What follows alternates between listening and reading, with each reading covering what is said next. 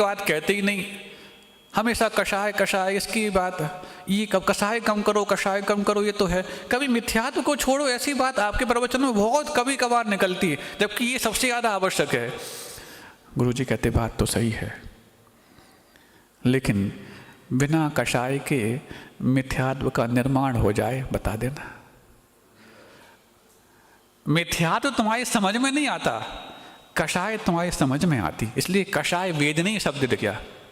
जब भी वो आप सूत्र पढ़ते हैं चारित्रमुनि की प्रकृतियों वाला, तो उसमें कषाय अकषाय वेदनीय आख्यास त्रिद्वि नवसोदश वेदा आदि आदि ऐसा कहा जाता। मतलब कषाय को वेदनीय संज्ञा दी। वेदनीय कर्म अपने आप में अलग है, लेकिन कषाय को वेदनीय क्यों कहा? क्योंकि इसका वेदन होता है। जैसे साता और साता कर्म का वेदन होता है, ऐसी कषाय का भी आप वेदन कर सकते, बाकी किसी कर्म का वेदन नहीं कर सकते। ज्ञानावर्णी कर्म का वेदन करके दिखाओ, हो रहा क्या वेदन? हाँ, तो उस समय जब किसी दूसरे का ज्ञान तुमसे ज़्यादा समझ में आए, खुद का कम समझ में आए, तब तो कहते हैं हमारे ज्ञानावर्णी कर्म का उदय चल रहा। लेकिन वैसे अभी समझ में आ रहा क्या? मान लो आसपास कोई आपके नहीं हो जिसका ज्ञान आपसे कम ज़्यादा समझ में आता हो, तो कोई कह सकता है कि मेरा ज्ञानावर्णी कर्म का उदय कितना है, इतना है कि इतना है?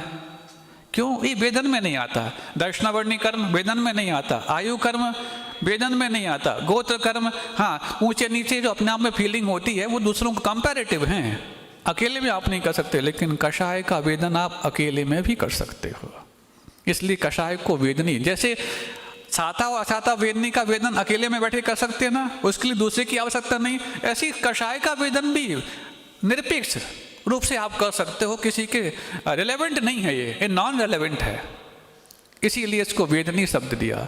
सुन रहे हो आप लोग?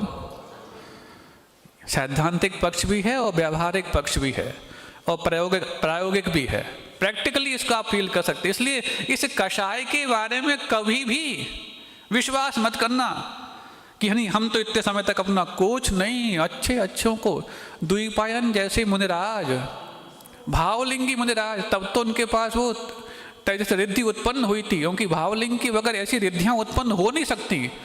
उनको वो सारी उनने व्यवस्थाएं की कि नहीं ये कषाय मेरे उदय में ना आ जाए, लेकिन आ गई। अब जिस कषाय ने आज तक हमारे आचरण का कबाड़ा निकाला है, इसका कबाड़ा नहीं निकला, ये तो कबाड़ खाने में रहती है, लेकिन ये हमारे आचरण का कबाड़ा निकालती है। जिसने हमारे आचरण का कबाड़ा निकाला है, आज तक हम उसका कबाड़ा नहीं निकाले। और जब तक इस कषाय पर नियंत्रण नहीं होगा, तब तक आचरण का विकास उच्च आचरण के रूप में नहीं होगा। किस कारणों से कषाय हो जाती हैं? सबसे पहला कारण तो शरीर, ये शरीर के कारण ही, वपु गृहम धनम दारा, शुरुआत वपु यानी शरीर से कहा, ये शरीर के कारण ही सारी व्यवस्थाएं, ये नहीं होता सब नहीं।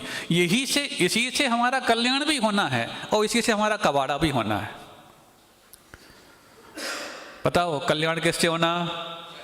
शरीर से नहीं होना होता तो देवगति में पहले हो जाता, भोग भूमि में पहले हो जाता, नरकों में भी हो जाता, वहां तो इतना कष्ट सहन कर रहे हैं, क्यों नहीं होता? क्यों? ये परम और औदारिक शरीर जब तक तुम्हें नहीं मिलेगा, तब तक तुम्हारे लिए कल्याण का मार्ग प्रशस्त नहीं हो। इसलिए मुश्किल से मिला है, सुन रहे हो, ये शरीर, और यही कबाड़ा निकालता। इस शरीर की जितनी दास्ता अपने ऊपर ओढ़ते चले जाओगे, उतना ये तुम्हें उदास करता चला जाएगा।